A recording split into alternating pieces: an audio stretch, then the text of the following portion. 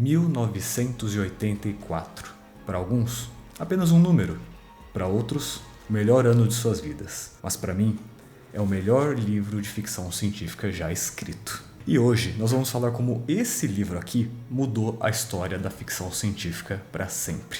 E também vamos falar sobre como a música Everybody Wants to Rule the World foi diretamente inspirada nele. Mas antes de mais nada, prazer, meu nome é Luiz Fernando e se você gosta de vídeos conectando obras famosas com cultura pop, por favor, considere dar um like e se inscrever no canal. E bora conversar. Para você que não sabe, 1984 foi publicado em 1949, logo após o final da Segunda Guerra Mundial. O mundo tinha acabado de presenciar o auge da propaganda política, manipulação de massas e regimes totalitários. Foi observando regimes como o da Alemanha e o da União Soviética que o autor George Orwell teve uma brilhante ideia: escrever uma história que resume o núcleo de todos os regimes autoritários. No caso, o controle. É bom dizer que 1984 é, antes de tudo, uma ficção.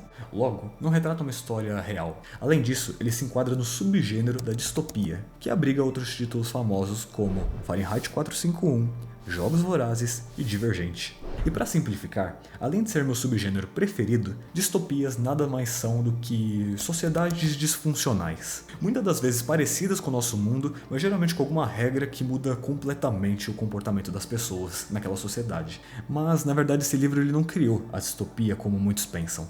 Uma das obras reconhecidas como a primeira distopia foi The Last Man, lançada em 1826, escrita por Mary Shelley, sim, a mesma criadora de Frankenstein.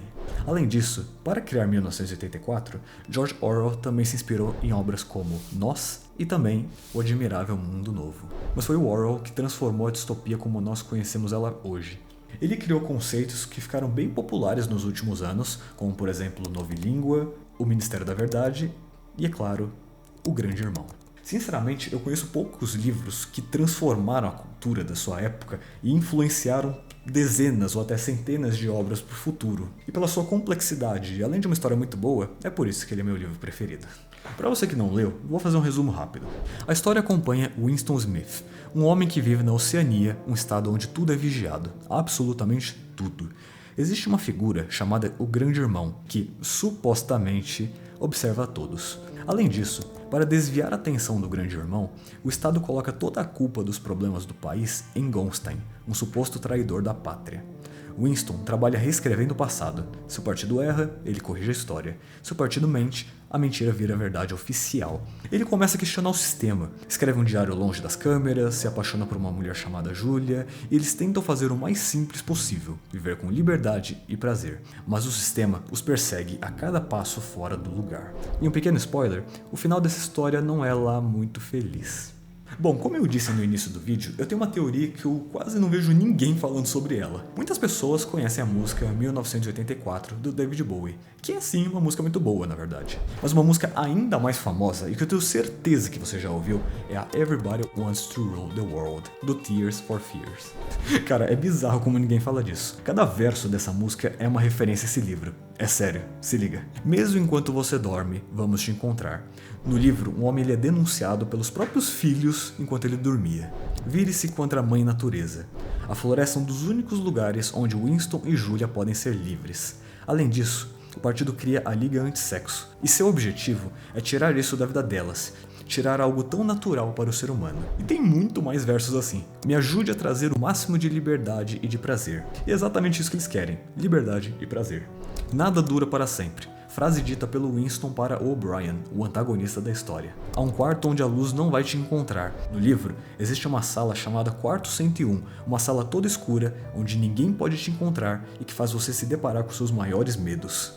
Um título. Por que acreditar nele? Na história do 1984, há um outro livro chamado A Teoria e a Prática do Coletivismo Oligárquico, supostamente escrito por Gonstein, que era basicamente o livro da resistência, né? Que diziam como derrubar o partido. Entre várias e várias outras referências. E pode ser que eu esteja completamente equivocado, que na verdade os caras do Tears for Fears nunca nem leram o livro. Mas sinceramente, eu acho que é coincidência demais para uma música só. E o próprio título resume tudo. Todo mundo quer governar o mundo. Além disso, esse livro virou inspiração para muitas outras obras, como Mirror's Edge Catalyst, Papers, Please, Watch Dogs e Divergente. Pra quem não conhece, a franquia Mirror's Edge é uma série de jogos onde você normalmente foge de grandes corporações e do governo, né, que estão ligadas. E para isso você tem o grupo dos runners, né, corredores que ficam fazendo parkour por cima das casas para fugir da polícia, né? E claro, como toda boa distopia, você tem câmeras para todos os lados, drones, uma parada bem mais futurista, mas também que resume essa coisa de controle e que o tempo inteiro eles têm que fugir da polícia, caso contrário, eles são pegos, né? Já o Papers, Please ele é menos heróico. Basicamente você é um guarda de fronteira que você decide quem entra e quem sai do país. Além disso, você tem que pensar se você vai ser uma pessoa honesta ou se você vai cuidar da sua família, porque muitas das vezes essas coisas não se unem. Mas basicamente o protagonista ele é um fantoche da Arstotzka, o governo local, e o seu trabalho é decidir o futuro das pessoas, assim como o Winston decidiu o futuro do país. O Watch Dogs também tem uma pegada meio Mirror's Edge, né? Só que um pouco mais atual, né? Levemente mais futurista, também com câmeras para todos os lados. Você tem a DedSec, que é um grupo rebelde que tenta se rebelar contra o governo e contra essas megacorporações. E o Divergente, nesse caso, é um dos meus preferidos porque ele é o mais diferentão e aquela coisa que eu expliquei da distopia, né? Que é um mundo parecido com o nosso, mas que uma regra altera completamente o comportamento das pessoas. Nesse caso, a sociedade ela é dividida em grupos, meio que você nasce para cada um desses grupos. Se você não couber em um deles, você é excluído, e nesse caso tem os divergentes, que são pessoas que não podem ser controladas, né? Que elas não cabem exatamente em um desses grupos, mas que também não aceitam ser descartadas. É uma história bem interessante. E é claro, eu não poderia deixar de citar uma das referências mais claras desse livro. No caso, o programa de TV Big Brother. O reality show Big Brother surgiu na Holanda em 1999. O programa se resume a pessoas trancadas em uma casa sendo vigiadas por outras pessoas. E no caso, no livro, o personagem Big Brother, ou Grande Irmão, te observa constantemente, exatamente como essas pessoas são observadas dentro da casa. E no nosso país, nós temos o Big Brother Brasil, um dos programas com a maior audiência da história da televisão brasileira. E basicamente, milhões de pessoas observam outras pessoas 24 horas por dia. E no final, quem decide quem vai ficar no programa somos eu e você. E tem até quem pague para ter acesso a ainda mais câmeras na casa, que no caso é o famoso pay-per-view. E é claro, eu tenho certeza que você não ia gostar de ter uma câmera no teto do seu quarto. Afinal de contas, ninguém gosta de ser controlado. Mas então, por que nós gostamos tanto de controlar outras pessoas? Por que é tão comum ver tanta gente acompanhando o perfil de pessoas famosas e ainda dizendo que elas deveriam ou não fazer da vida delas? Inclusive, esse formato de programa Big Brother existe em diversos outros países, mas no Brasil ele é o de maior sucesso. E é aqui que vem a parte complicada. Então isso é um negócio muito complicado, cara. Eu acredito que essa ânsia por controlar a vida das outras pessoas vem principalmente pelo fato do Brasil ser um país pobre.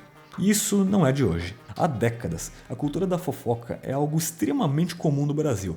Eu aposto que você tem uma tia ou uma vizinha fofoqueira. E a fofoca se resume a isso, ficar cuidando da vida dos outros, dizendo que elas deveriam ou não fazer. E pelo fato das pessoas não terem acesso a um lazer de qualidade, devido à falta de tempo, dinheiro ou até medo da violência, o que sobra é isso. Ficar cuidando da vida dos outros, seja na vida real ou na internet. Além disso, por conta da falta de dinheiro, grande parte das pessoas no Brasil nunca experimentou andar de avião, fazer um cruzeiro ou comprar um carro de luxo. E já que elas querem ter essa experiência, o que sobra é ficar vendo pessoas famosas fazendo isso por elas. E eu acredito que quando a sua vida é muito desinteressante, você acaba perdendo mais tempo falando da vida dos outros do que da sua própria, porque acaba se tornando aquela coisa. Alguém chega pra você e pergunta: como foi o fim de semana? E você sempre responde a mesma coisa.